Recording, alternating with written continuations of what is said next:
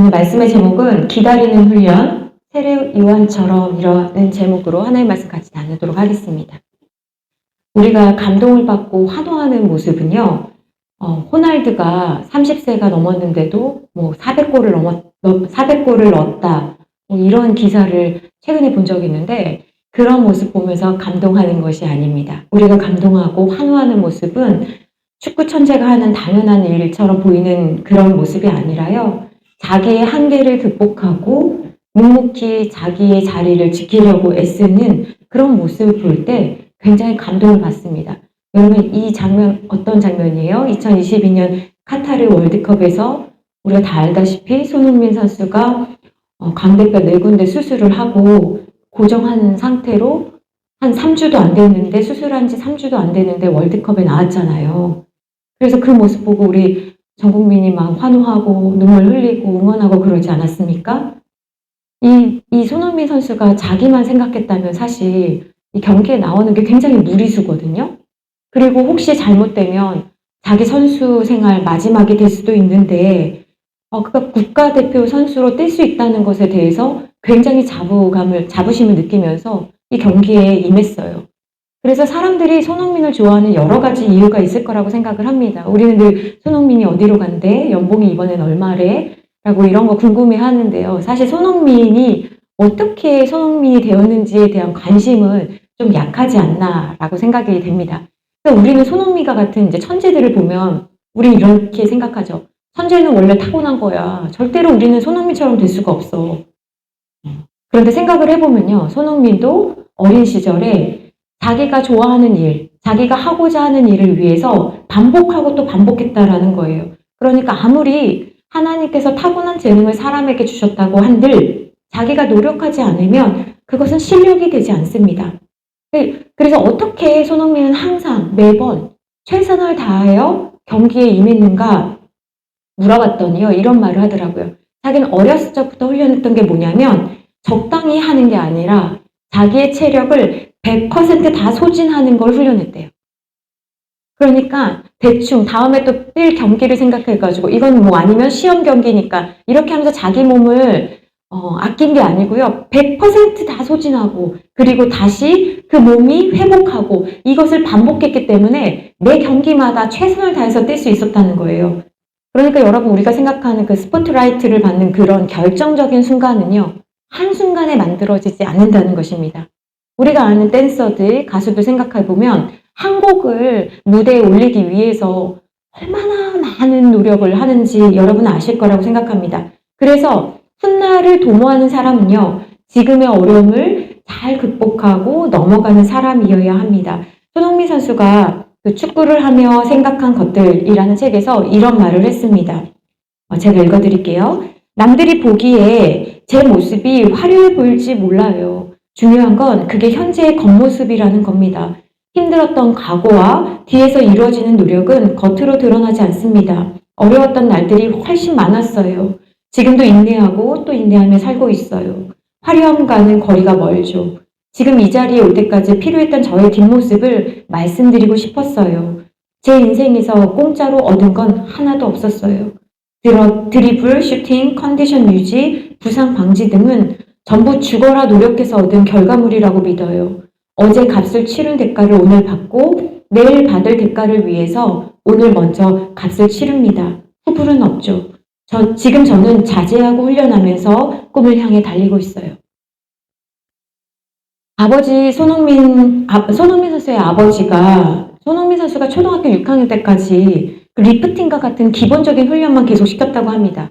그래서 그 기억에 나는 것이 초등학교 때 4시간 동안 공을 떨어뜨리지 않았어야 했대요. 4시간 동안. 여러분 한번 생각해 보세요. 4시간 동안. 한 번 떨어뜨리는 것도 이게 축구 경기가 이게 쉽지가 않잖아요. 그리고 훈련이 이게 쉽지가 않잖아요. 옛날에 그 김연아 선수 인터뷰했던 거 기억나는데 김연아 선수는 선수 시절 떡볶이를 먹고 싶었는데 떡볶이를 먹지 않았대잖아요. 대단한 거 아닙니까? 우리 어떻게 생각해요? 한번 먹지 뭐. 한번 먹어버려. 다 화장실로 가면 다 똑같아. 뭐 이런 생각 하잖아요. 그런데 김연아 선수는 떡볶이를 자기 소원이 저녁에 라면 먹고 떡볶이 먹는 거라고 하잖아요. 그러니까 여러분 이게 쉬운 일이냐는 거예요. 굉장히 어려운 일입니다. 그런데 그 어린 손흥민 선수의 어린 시절이 있었기 때문에 근데 그 어렸을 때의 손흥민은 자기가 미래에 정말 이런 모습일 거라고 알고 그랬을까? 저는 알고 그랬을 거라고 생각하지 않아요. 모르는 상태에서 자기가 해야 할 기본적인 훈련을 하지 않았을까라는 생각을 합니다. 오늘 성경에 한 인물이 나오는데요. 이 사람은 어떤 사람이냐면 예수님께서 오실 때까지 사람들에게 회개하라고 외치면서 세례를 주었던 세례 요한이라는 사람입니다. 그러니까 세례 요한은요, 자신들을 구원할 구원자 예수님이 오신다는 것에 대해서 알고 있었어요. 그런데 문제는 뭐냐면 언제 오실지를 모른다는 거예요. 제가 어렸을 적에 여러분 새벽송이라고 아십니까? 새벽송이라는 게 있었어요. 새벽송이 뭐냐면 12월 24일 이제 12시가 되면 그러니까 12월 25일이 되는 거네요. 12월 25일이 되면 이제 12월 24일 날 저녁 발표회를 마치고 청소년들과 청년들이 그리고 교사들이 밤새 그 성도님들의 가정을 돌면서 이제 찬양을 합니다. 그 앞에서 성탄 찬양을 해요. 그러면 성도님들도 밤 12시부터 돌거든요. 그럼 12시부터 좀 성도님들이 많으면 3시, 3시 반까지 돌기도 해요. 그러면 성도님들도 밤새 주무시지 않고 기다리는 거예요. 그 집 앞에 가서 큰 소리로 막 기쁘다 구주 이렇게 부르는 게 아니라 굉장히 작은 소리로 찬양하고 그 집에서 그 집을 축복해주고 그렇게 하거든요. 그러면 사람들이 조용히 하고 있다가 자기네 집 앞에서 들리는 찬양 소리를 듣고 문을 열어줘요. 그래서 같이 찬양하거나 집으로 오시라고 해서 유자차를 먹거나 뭐 초코차를 먹거나 초코차가 아니죠 뭐죠? 이제 나이 들었나 봐 어떡하죠? 네, 기억도 안 나네요. 그런 초코 라떼 같은 거 먹고 문을 열어가지고 같이 찬양하고 그 다음에 어린이들과 청소년들 먹으라고 청년들 먹으라고 이제 과자나 뭐 음료나 이런 초콜릿이나 뭐 이런 걸 줘요. 또 학용품이랑 주면 그것들을 가지고 와서 밤새 포장을 하고 12월 25일 날 11시에 이제 어린이들 청소년들에게 선물을 나눠줬던 그런 아주 좋았던 전통이 있었어요. 근데 요즘은 아파트가 많잖아요. 그러니까 아파트 들어가기도 힘들고요. 그리고 옛날엔 주택이어서 가능했거든요. 주택이나 이제 그냥 집이니까 단독주택이니까 가능했는데 빌라도 괜찮았는데 요즘은 아파트가 들어가기 굉장히 어려웠고 그리고 옆집에서 막 시끄럽다고 민원이 들어오고 그래서 요즘은 하는 교회가 거의 없습니다. 굉장히 좋은 전통이었는데 굉장히 안타까운 생각을 합니다. 근데 저는 그렇게 새벽송을 어렸을 때부터 초등학교 때부터 같이 하면서 무슨 생각을 했었냐면 언젠가 주님이 지연아 이제 그만 올라와라 나랑 함께 하자라고 말씀하시면 내가 그 소리 잘 듣고 네 주님 알겠습니다 하고 올라가야 될 텐데 내가 너무 잠이 들어가지고 주님이 밖에서 기다리시는데 내가 못 알아차리면 어떡하지? 아니면 내가 기다리다가 잠시 TV에 너무 빠져가지고 TV 소리를 너무 크게 해가지고 주님의 소리를 못 들으면 어떡하지? 그래서 그때 우리는 그냥 새벽송이라고 했지만 사실은 자지 않고 기다리는 훈련 그리고 잘 듣는 훈련 이런 걸 했던 것 같아요. 우리는 교회에 주일마다 어떤 훈련을 하는 거냐면 자고 싶지만 피곤하지만 바쁘지만 그리고 시험 기간 같은 때는 특히 겁이 나지만 그래도 주일이 되면 어떤 일보다도 하나님을 예배하는 훈련을 우리는 지금 하고 있는 거예요.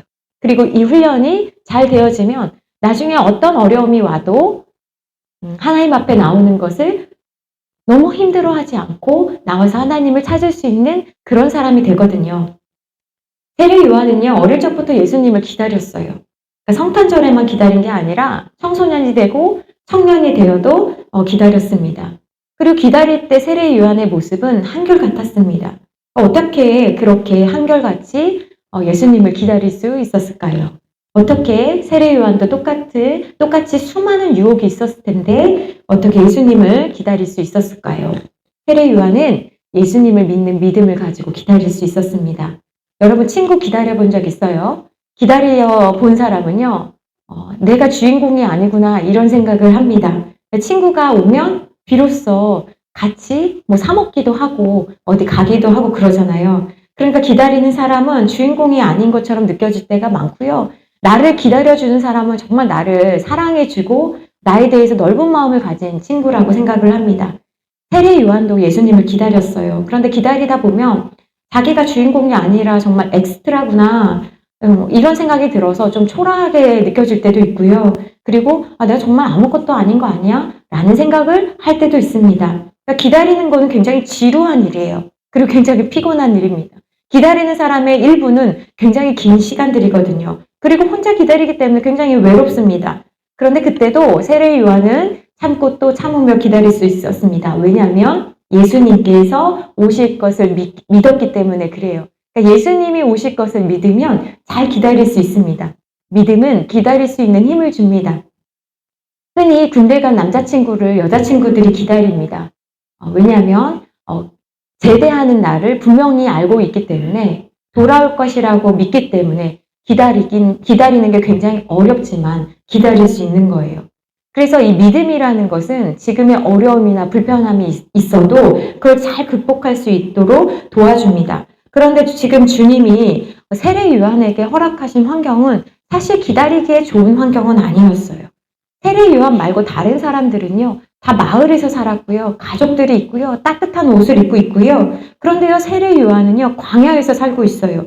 그리고 편안한 천으로 된 옷을 입고 있는 것이 아니고요, 세례 요한은요, 가죽으로 된 옷을 입고 있고요. 그리고 사람들이 먹는 평범한 음식이 아니고요, 그러니까 돌에 있는 꿀이 있대요. 돌 사이에서 난 석청이라고 하는 꿀 먹고요. 그리고 메뚜기 잡아가지고 먹고요. 막 그랬으니까 이게 쉬운 환경은 아니잖아요. 그런 환경에서 살았어요.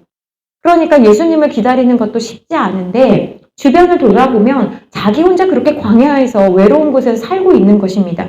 하지만 세례 요한은 열등감에 빠지지 않았어요. 왜냐하면 하나님께서 나에게 허락해 주신 환경이 이게 틀리지 않았다고 믿고 있었기 때문에 그렇습니다. 나는 광야에서 살고 내가 하는 일은 회개하십시오라고 말하고 그리고 세례를 주는 일이 내가 하는 일의 전부이지만 세례 요한은 분명히 알고 있었습니다. 근데 여러분 우리도 비슷해요. 지금 나한테 주어진 환경이 내가 선택한 환경이 아니라서 여러분은 아마 어쩌면 억울한 마음이 있을 수 있어요. 그런데 여러분 우리에게 지금 주신 환경은 하나님께서 우리에게 허락하신 환경입니다. 이것을 믿으면 우리가 잘 견딜 수 있습니다. 이것을 믿으면 내가 지금 어떤 일에 내가 열심을 해야 되는지를 우리가 알 수 있어요. 그런데 만약 하나님께서 내게 허락하신 환경이라는 것을 확신하지 못하면 우리는 뛰쳐나가고 싶은 충동에 사로잡힙니다. 뭔가 대단히 잘못되었다. 이것은 내가 여기서 살 사람이 아닌데 이런 생각하는 거예요. 그리고 다른 사람 보면서 왜 쟤는 좋은 거 가지고 있는데 나는 없냐? 라는 생각하면서 불행하다고 생각하게 되고 억울하다는 생각을 하게 됩니다. 나는 왜 남자로 태어났지? 그래서 왜 돈을 벌어야 되는 거야? 나는 왜 여자인 거야? 이런 생각을 하기도 하고 나는 왜 이런 집에서 사는 거야? 좀 더 넓은 집 없어? 이런 생각을 하고 왜 나는 방이 없어? 이런 생각을 할 수도 있고 왜 나는 나를 이해해주는 사람들과 같이 사는 게 아니라 왜 내 주변에는 나를 힘들게 하는 사람들이 많은 거지? 라고 생각할 수 있다는 거예요. 어떤 주부가 결혼 생활에 회의가 들었어요. 자기도 배울 만큼 배운 여자인데 이렇게 아이를 낳다 보니 날마다 밥하고 빨래하고 설거지하는 것이 이게 반복이 되니까 너무 지루하고 힘들고 내가 이거 하려고 결혼했나? 내가 이거 하려고 이 세상에 태어났나? 라는 회의가 들기 시작했어요. 그래서 이 여인이 그런 마음이 들었지만 우울한 마음이 들었지만 그래 내가 하나님 말씀 한번 읽자 라고 생각하고 말씀을 읽기 시작했습니다. 그런데 말씀을 읽다 보니까 고린도전서 10장 31절 말씀이 눈에 크게 들어온 거예요. 그 말씀이 어떤 말씀이냐면 그런즉 너희가 먹든지 마시든지 무엇을 하든지 다 하나님의 영광을 위하여 하라 이 말씀이거든요. 그러니까 이 말씀을 딱 듣고 그녀가 깨달았어요. 내가 설거지하는 일이 굉장히 초라해 보이고 내가 옛날에 과거에 내가 어떤 사람이었는지 자꾸 비교하게 되고 내가 설거지한 다음에 또 밥하고 빨래하고 방 청소하고 이런 것이 아무것도 아닌 일이 아니라 내가 이 일이 정말 하나님의 영광을 위해서 한다면 내가 주눅들 필요도 없고 그리고 불안해할 필요도 없고 회의를 느낄 필요도 없구나. 그래서 그 여인은 하나님 말씀을 읽으면서 하나님을 향한 목적이 생겼고 내가 이 일이 남들이 볼 때는 초라하게 보일 수 있는 일일지라도 나에게는 이것이 굉장히 의미가 있는 일이구나. 그래서 그렇게 마음을 먹고 매일 반복했던 일들이 하나님의 말씀을 통해서 소중하고 의미 있는 일로 다가온 거예요.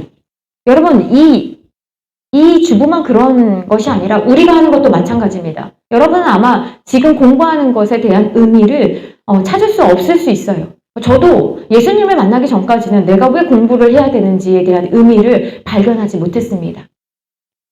미래에 뭔가가 될 거는 같은데 지금 내가 하는 이 공부가 미래의 내 삶과 어떤 연관성이 있는지를 발견하지 못하는 거예요. 그러니까 굉장히 답답하고 막연하고 힘이 듭니다. 그런데요, 우리가 매일 하고 있는 이 지겹고 반복되는 일상을 잘 견딜 수 있는 방법은요, 그 도전들을, 이 기회들을 나의 성장의 기회로 삼는 것입니다. 위기라는 한자어랑 기회라는 한자어는 같은 글자입니다. 이 말은 누구에게는 위기이지만 어떤 사람에게는 또 기회라는 거예요. 그러니까 여러분, 어려울 때, 하기 싫은 일을 만날 때 나는 이 일을 잘 이겨낼 거야. 나는 이 훈련을 잘 통과할 거야 라는 생각을 하셔야 합니다.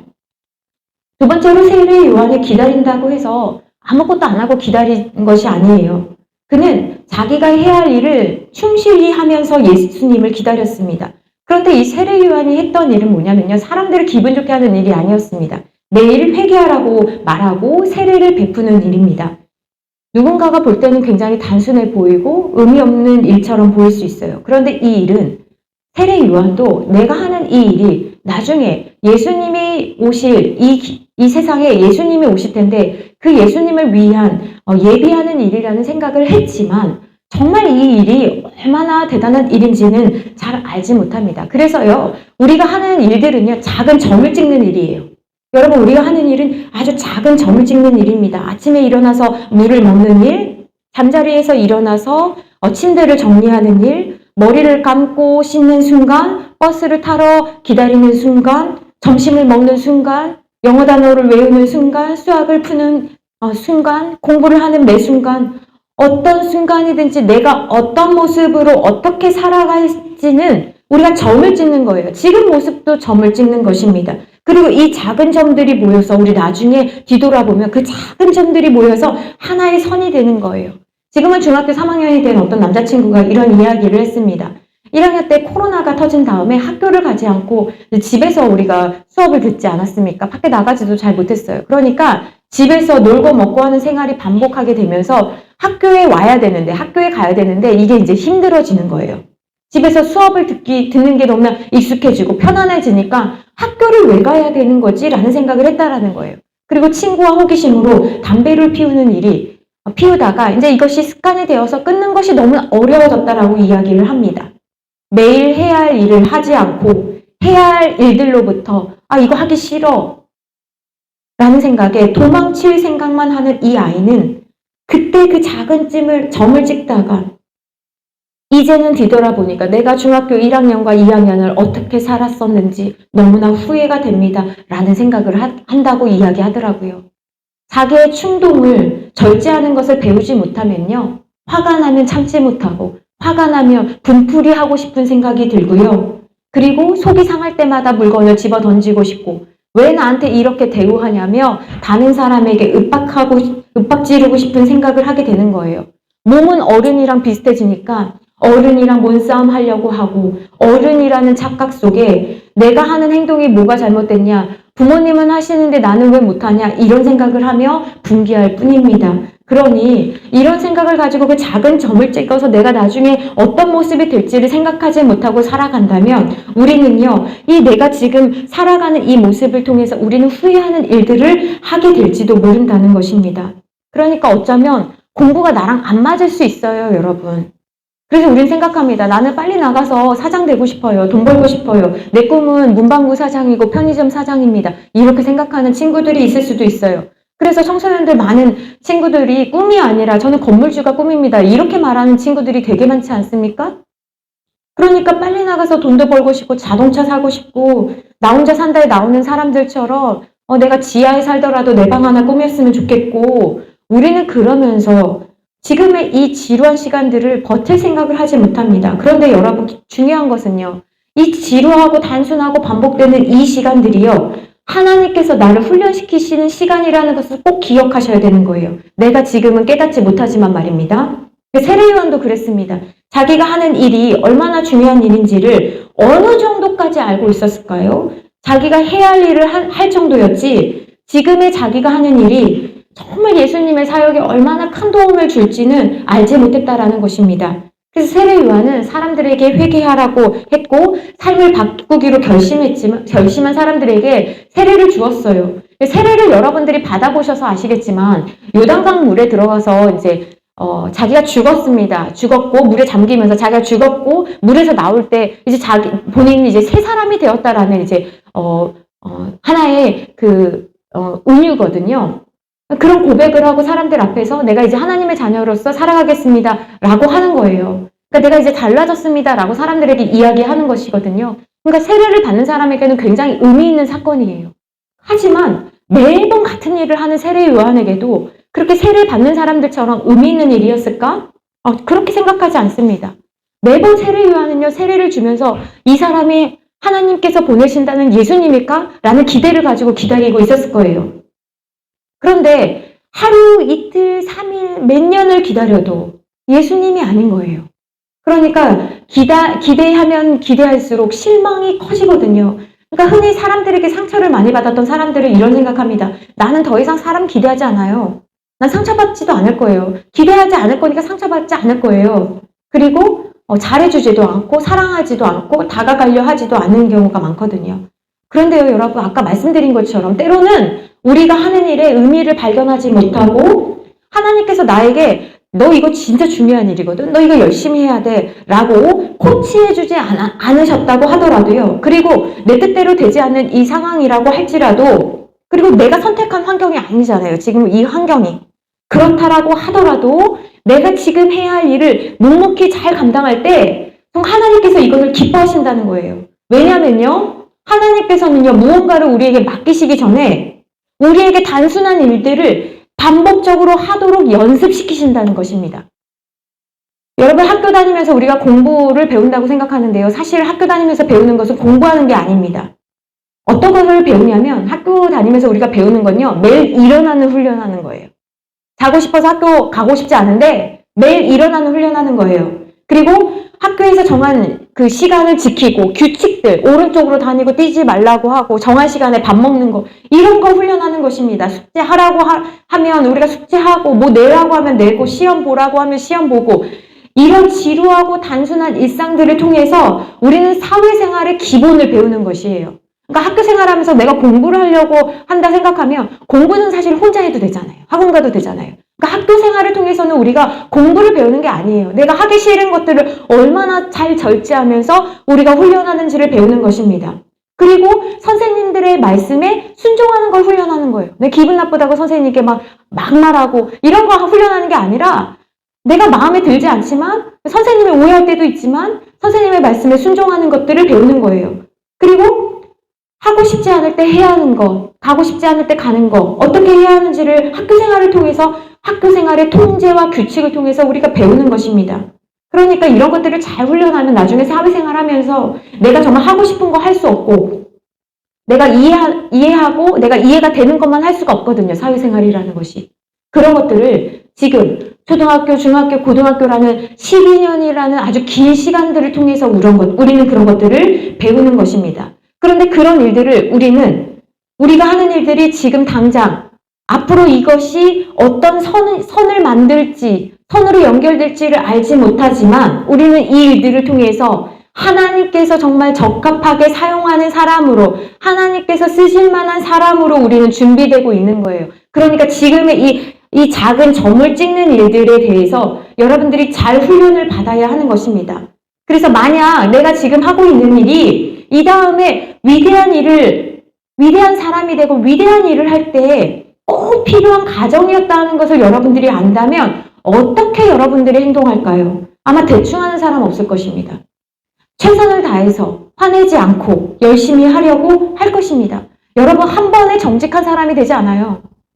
한 번에 시간 관리를 잘하는 사람이 되지 않습니다. 마찬가지입니다. 내가 생각할 때 지금의 상황이 최악의 상황이라고 생각할지라도 그곳에서 이 자리에서 나의 역할을 잘 감당해 나가는 사람. 그래서 학생은요. 미안하지만 학생으로서의 합당한 역할을 훈련받아야 합니다. 우리는 각자 부르신 자리가 있습니다. 그 자리에서 우리의 역할을 잘 감당해야 합니다. 그럴 때 끝내 내 자리를 저버리지 않고 잘 버티고 묵묵히 감당할 때 예수님이 우리에게 찾아오십니다. 좋은 것일수록 시간이 오래 걸립니다. 쉬운 일, 쉽게 구할 수 있는 일은 대체할 사람이 많습니다. 그러나 절대로 다른 사람이 할 수 있는 일을 할 수 없는 일을 내가 할 만큼의 능력을 갖추려면요, 시간이 오래 걸리는 거예요. 배워야 하는 시간이 길게 걸립니다. 그러니 여러분, 지금 당장 내가 누구나 할 수 있는 그런 일에 내가 빨리 해야지, 돈 벌어야지, 돈 모아야지, 그러면 나한테 이익이 되는 거 아니야? 라고 생각하지 마세요. 그리고 내가 지금 해야 하는 일들을 내가 좀 바보 같아 보이지만, 답답하지만 여러분들 그 일을 묵묵히 잘 감당하시기를 부탁드립니다. 세례 요한이 한 일은 세례를 하는 일이었어요. 늘 사람들에게 어제도 했고 오늘도 해야 되고 내일도 해야 하는 일이 세례를 베푸는 일이었습니다. 그런데요, 그렇게 그 일을 하다 보면요, 그 일을 오래 하다 보면요, 그 일이 내가 잘할 수 있는 일이 됩니다. 흔히들 최고 수준의 전문가가 되려면 1만 시간이 필요하다고 해요. 1만 시간. 1만 시간은 뭐냐면 최소 10년이라는 시간인 거예요. 그러니까 어떤 분야에 그래도 내가 좀 한다라는 전문가가 된다고 한다면 최소한의 10년이라는 시간을 통해서 지식이 쌓아지고 경험이 쌓아지고 또 여러 가지 어려운 일이 생길 때 문제를 해결할 수 있는 능력을 갖추게 된다는 것입니다. 그런데 말이 쉽지, 여러분 10년, 이거 굉장히 어려운 일입니다. 그런데요, 누구나 고통을 겪을 때 결정해야 된다는 거예요. 내가 힘드니까 멈출 것인가 아니면 버틸 것인가를 결정해야 되는데, 이 결정에 따라서 그냥 보통 사람이 되느냐 아니면 진짜 전문가가 되느냐로 나뉘게 됩니다. 세례 요한은요, 멈추거나 대충 하거나 그냥 하지 않고 주저하지도 않았습니다. 그 결과 한 사람이 드디어 세례 요한 앞에 나타납니다. 내가 생각했던 타이밍은 아니지만 하나님께서 계획하신 완벽한 타이밍으로 예수님이 세례 요한 앞에 나오셨습니다. 만약 세례 요한이 자기가 하는 일이 지루하다고 던져버렸다면 어떻게 되었을까요? 그 자리에는 아마 세례 요한이 아니라 다른 사람이 대신했을 것입니다. 왜냐하면 주님의 일은 계속되어야 하기 때문에 그렇습니다. 세례 요한이 만약에 시험에 들어서 이 일은 왜 맨날 나는 이것만 하냐라고 말했다면, 그리고 나는 언제까지 이 일을 해야 되냐라고 따졌다면, 자기가 알지 못하니까 하나님의 계획과는 아주 정반대의 삶을 살았을 것입니다. 여러분, 저는 여러분들이 이렇게 기도할 수 있으면 좋겠습니다. 세례 요한처럼 내가 있어야 할 그 자리에 굳게 서서 내 일을 좀 감당하는 사람이 되게 해달라고. 학생의 시절 어렵다는 거 어른들도 잘 이해합니다. 그러나 포기하고 싶고 또 어려움이 있지만 내가 이것을 뛰어넘을 수 있는, 이 지루함을 잘 버틸 수 있는 성실함을 나에게 허락해 달라고 우리 좀 기도했으면 좋겠습니다. 여러분, 사람들이 맨날 여러분에게 물어볼 거예요. 아주 듣기 싫은 질문을 할 거예요.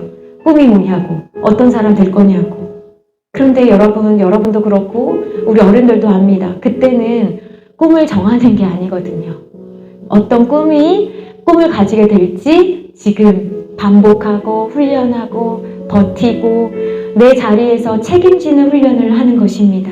그래서 이 일이 굉장히 좀 형편없어 보이고 굉장히 지루하지만 이 일은 굉장히 중요한 일이 될 것입니다. 하나님은 전혀 다른 사람의 인생을 가지고 와서 여러분에게 강요하지 않으십니다.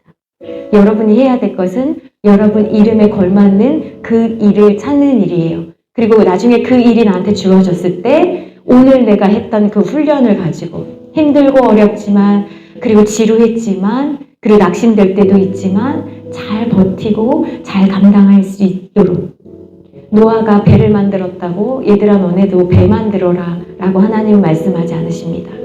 다윗이 돌 좀 던져봤다고 야 너도 좀 돌 좀 던지고 골리앗이랑 한번 싸워봐라 이런 말씀 하지 않으신다라는 것입니다. 그러므로 여러분, 같이 기도할 때 힘들고 어려운 시간이지만 너무나 여러분 학창시절 보내느라 애쓰고 있지만 하나님께서 아신다는 것을 믿고 이 시간들을 나의 발걸음을 인도하실 하나님을 믿고 잘 기다리시기를 바랍니다.